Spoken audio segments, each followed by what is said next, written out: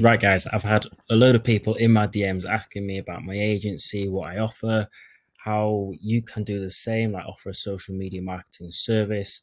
So, yeah, I'm making this two-part series. It's not really a series, is it, if it's only two parts, but I'm going to talk about selling social media marketing as a service in this video.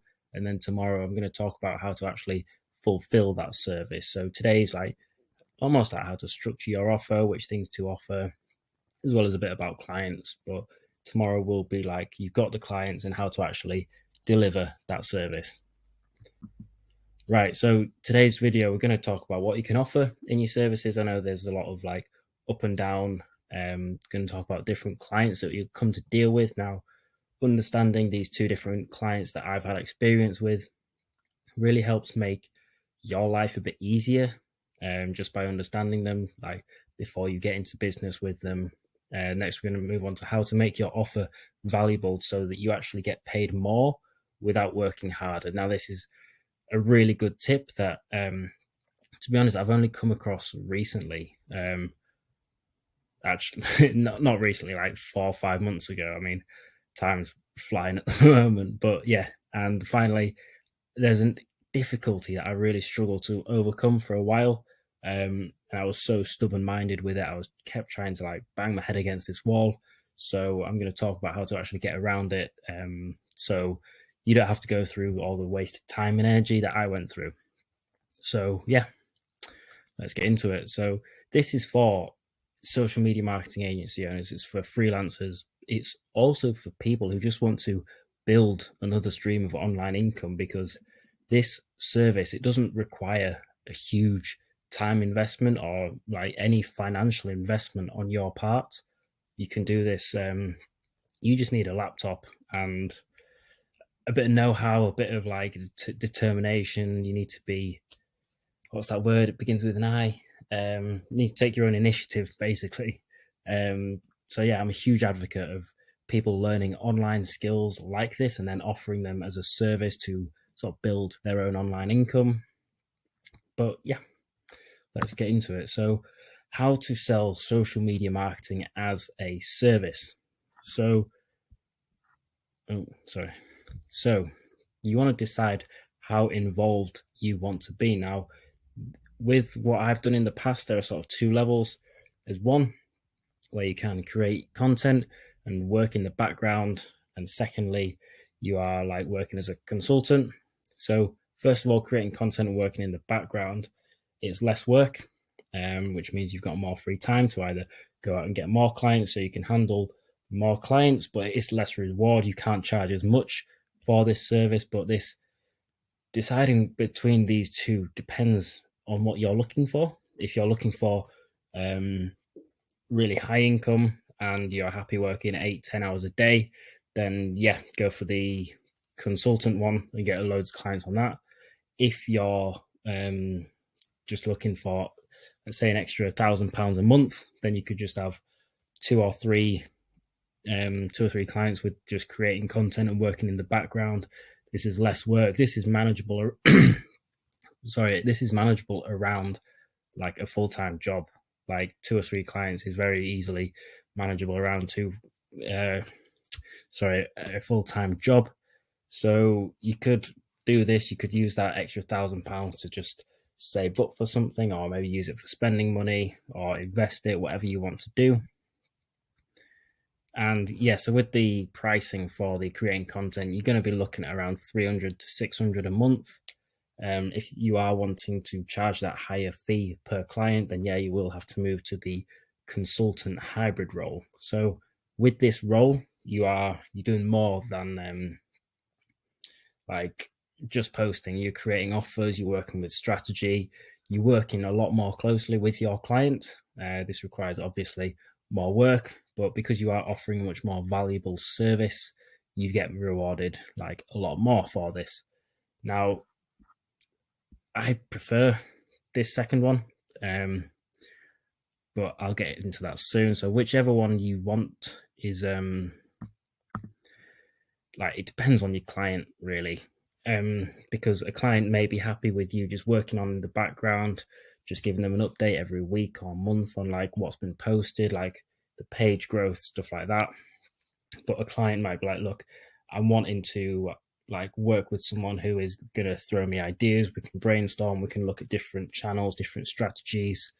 So on your sales call, you've got to have these key questions that sort of like uncover what your client is looking for, like the relationship that they are looking for, the work that they need in terms of reaching their goals. So yeah, it's up to you really. Like I said, personally, I prefer the consultant role just because you're working with like a person a lot more closely, and it's not just the success of their business that I love. I get a lot of fulfillment from it because, like I say, it's their success. Like it's that business owner's success. And my dad has had his own business since I was, oh well, it was the year I was born. My dad started his business. It's still going today, and I know the value of like a small local business doing well. And when I'm helping these people do this, I'm not just making their business more profitable. I'm helping the business owners like take his kids on nicer holidays or not have the stress of going home and worrying about finances on a night. Like I know from a personal level what the success of this small business means to that business owner. So that's like my personal reason why I prefer that consultant role and why I sort of have my niche. But yeah, so now let's get into how you can make your services like impossible to say no to. How can you make it so that your prospects just like find your offers so irresistible that they feel dumb saying no? So start off with the price value ratio. Now what this is whenever there's a service or a product that you buy, there's a price and there's also value. Now most of the time, price and value probably going to be about equal. If you find something that's like a good offer and you like, oh yeah, I've got to buy that, that means that the value is a lot higher than the price. You can see that. So this is what you're wanting to do. You're going to have a price level and you want to offer to be so much higher than that because your prospect will know that that they are getting so much more for their money. So there are a few ways that you can do this. Like I say, outline every mini service. So social media marketing. If you just say, yeah, I'll do your social media marketing, then because that's quite a broad statement, it'll probably just be like this. They might not understand it. Whereas you say, look, I'll be running your social media. This includes graphic design, video editing, social media planning, competitor research, hashtag strategies, like all of this stuff. Then it starts to build the offer way above the price because they are getting a lot more than they actually thought. Sometimes there is a price value ratio where you're offering so much more than the price, but you need to outline that like very clearly to your prospects. Right. Relate everything to the goal that they're wanting to achieve now. So you're talking through every mini service, let's say graphic design, video editing, all that sort of stuff. Now, they are wanting to achieve probably one of two things. Number one, make more money. Number two, have more free time. Now, remember that you are selling to a business owner who is a person. Now, like everyone wants more money and more free time. The thing is with social media marketing, they want their business to be successful, but they don't want to put the work in. So you talk about this, you talk about how you taking it over means that this business owner wouldn't have the stress like of doing social media marketing. They wouldn't have to put in their hours into something that they could outsource to you. You could be like talking about how it's going to be bringing them customers. You could talk about how their free time, because you're taking over their marketing, means that they can spend more time with their kids or go golfing on a Thursday afternoon. Like all these things about their life and what they're wanting to achieve outside of business, you will pick up when you are talking to your prospects on sales calls.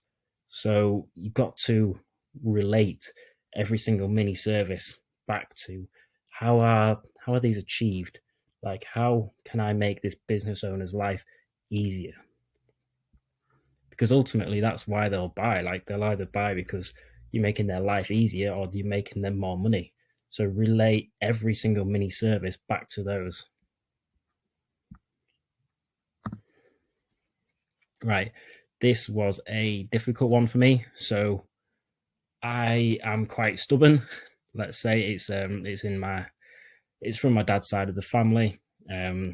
We're all quite a stubborn lot sometimes, and I wanted to cover this quick lesson because I don't want you to have to go through what I did. It wasn't like really bad. I just wasted a lot of time. Now the thing is, dealing with older business owners when it comes to social media marketing, there's a very, very small percentage of them that will like not only consider this, but they will like actively look for someone to take the social media marketing on. So they are from a generation where it's all press ads and stuff, and they stick to that. They stick to what worked in the past rather than what is now working and what will carry on working in the future. I've found, I'm trying to word this well, I've found that they don't see the value in social media marketing. So you're going up against someone who doesn't understand the value of your service, and trying to pitch that service to them becomes very difficult because you're not only having to like talk about the value of your service, you're going to have to actually explain your service so that they fully understand it.